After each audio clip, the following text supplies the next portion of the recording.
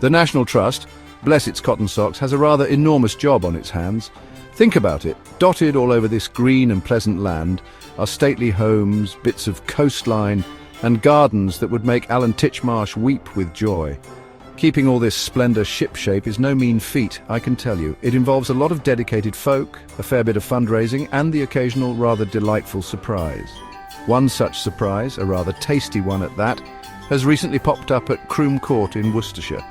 It's the sort of place that just oozes history, you know, the kind where you half expect a chap in a powdered wig to appear from behind a bush. Now, amidst all this grandeur, there's a little cafe. Not just any cafe, mind you. This one is rather cleverly housed in a restored RAF Defford wartime building, so while you're sipping your latte, you can ponder the ghosts of pilots past, perhaps discussing the weather or the merits of a good spam fritter. And it's this very cafe, with its unique historical backdrop, that has only gone and scooped a gold certificate of excellence for its food safety. That's top marks, the best of the best. It's rather reassuring, isn't it, knowing that your scone isn't just delicious, but also impeccably well-mannered in the hygiene department. The team there must be chuffed to bits, and rightly so. Achieving such high standards consistently is quite something. It means every sausage roll is scrutinised, every cup handled with care, and every surface gleams like the top of the Sergeant Major's boots. This award isn't just a shiny certificate to hang on the wall, though I'm sure it looks very smart. It's a testament to the hard work and dedication that goes on behind the scenes, ensuring visitors have a thoroughly pleasant and, crucially, safe experience when they pop in for a restorative cuppa and a slice of cake after exploring the magnificent grounds. And the best part, every penny of profit from this award-winning establishment goes straight back into looking after Croome Court and its glorious gardens. So, by enjoying a coffee and a biscuit, you're actually doing your bit for heritage conservation. It's a rather ingenious system, really. You get a lovely treat, and the historic stately home gets a bit of a helping hand. It's the sort of win-win situation that makes you feel all warm and fuzzy inside, much like a good cup of tea on a chilly afternoon. It's a shining example of the Trust making things work beautifully. Now, let's wander over to Norfolk, a county of big skies and traditionally rather a lot of windmills. One such iconic structure is the Tower Windmill at Burnham Overy Stay, the grand old dame that stood for some 200 years. Imagine the stories those old bricks could tell. It's the sort of landmark that defines a place, a silhouette against the horizon that locals and visitors alike hold dear. However, this particular windmill has become the centre of a bit of a to-do, a proper local kerfuffle involving the National Trust and the rather conspicuous absence of its sails. It's a curious case of a windmill feeling a bit, well, undressed.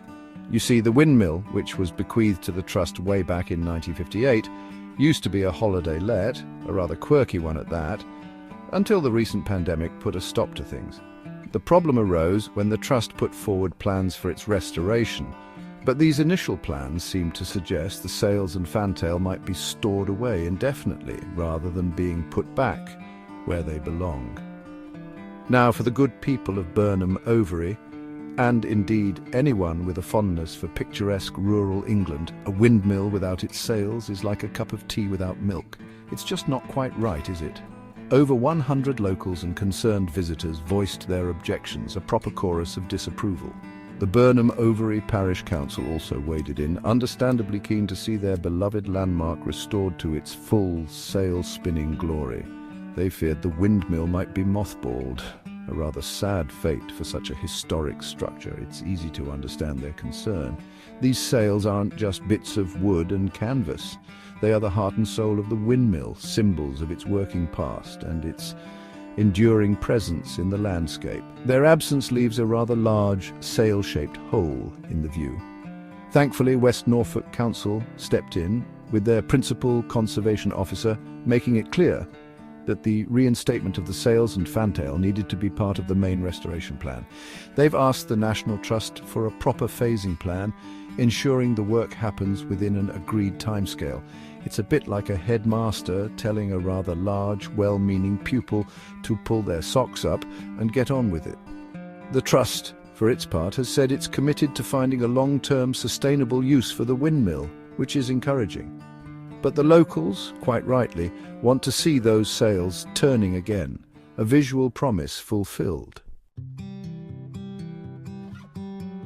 These two tales, one of culinary excellence in a wartime building and the other of a sailless windmill causing a stir, perfectly illustrate the diverse and often complex world of the National Trust.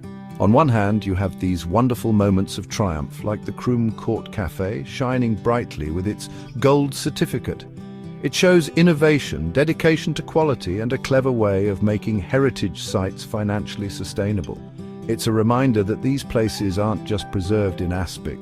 They are living, breathing entities that can adapt and thrive in the modern world, serving up excellent coffee while they're at it. Then, on the other hand, you have situations like Burnham Overy Windmill, which highlight the immense challenges involved in looking after such a vast and varied portfolio.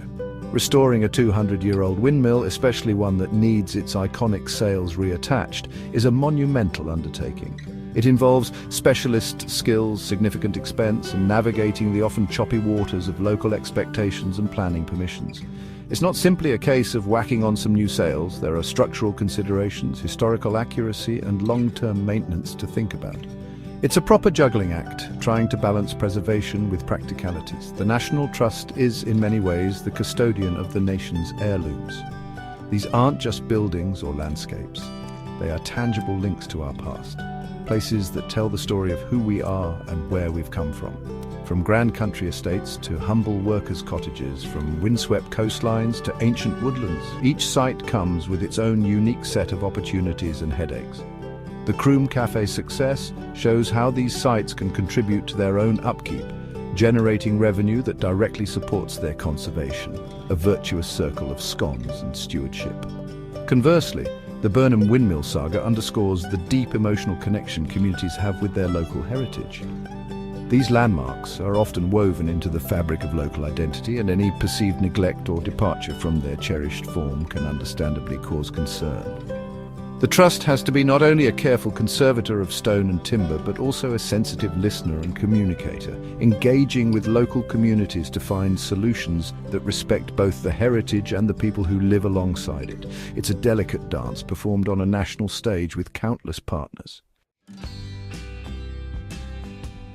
So what can we take away from these two rather different stories? Well, for one, it's clear that preserving our heritage is a continuous, often demanding, but ultimately rewarding endeavour.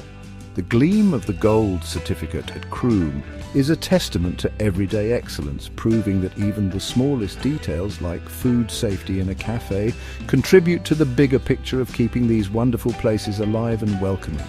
It's a quiet victory, but an important one, showing the commitment to quality that underpins the Trust's operations from the teacups to the turrets.